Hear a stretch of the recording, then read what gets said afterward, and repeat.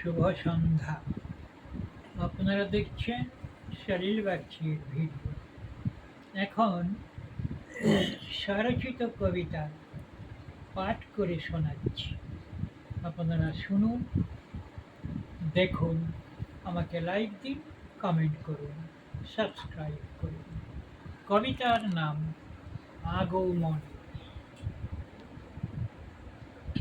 সেদিন যখন আনমনে দাঁড়িয়ে দেখিনু পথের পানে, তখন তুমি বৃষ্টি ভেজা একটু বাতাস হয়ে এলে মোর মনে।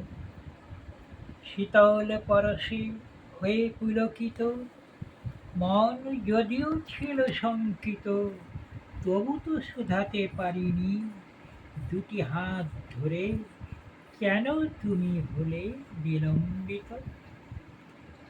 বাগানে ফুটেছিল হাসনুহানা, গন্ধে মাতায়ে সন্ধ্যা, দুটি একটি ঝরে পড়েছিল ঘুমে, জানিয়ে দিয়েছিল গন্ধের ঠিকানা।